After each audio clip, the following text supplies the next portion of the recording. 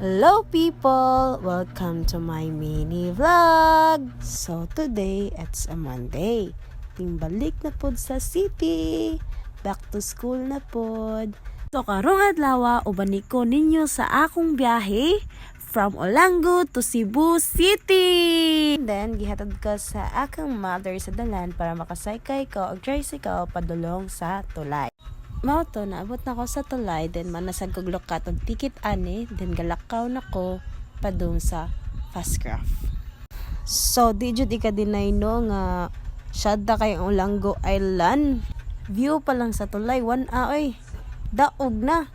Pertibang kainita sa world, pero sige lang, gwapa manggihapon ko. So, mauto na nako sa Fastcraft. So, pabuton na nato nga mo larga ni siya. Kay every 30 minutes yun ang biyahe ani. O, dara na nako sa Angasil. Dunggoanan. Then, naglakaw na ko. Padung sa skina kami sakay kong motor. Padung Mactan Newtown. Then, mauna na nagsakay na kong para Park Mall. Then, nagian na mo ang bridge. O, diba? Syada kayo. Hey guys, welcome to Park Mall. Sa moto, naglakaw na ko.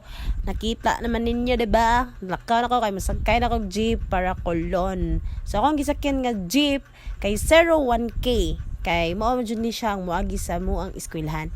So as you can see, diba? Mao na ang English. So nakita ninyo mao ni akong giagian padulong ni siya sa Cebu City. So maoto na nako sa UC, wala na sad ko malate og salamat sa pagtan-aw. Then mauro to.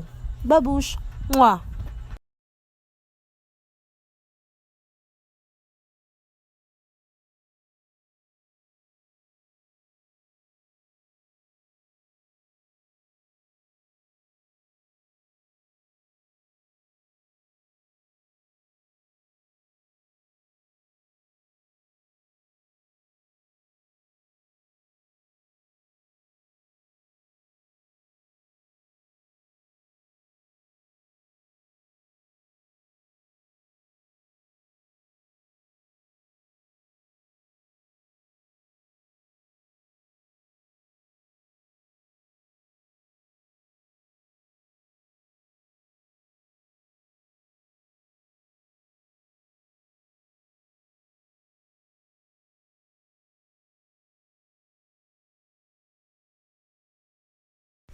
And that's all for today.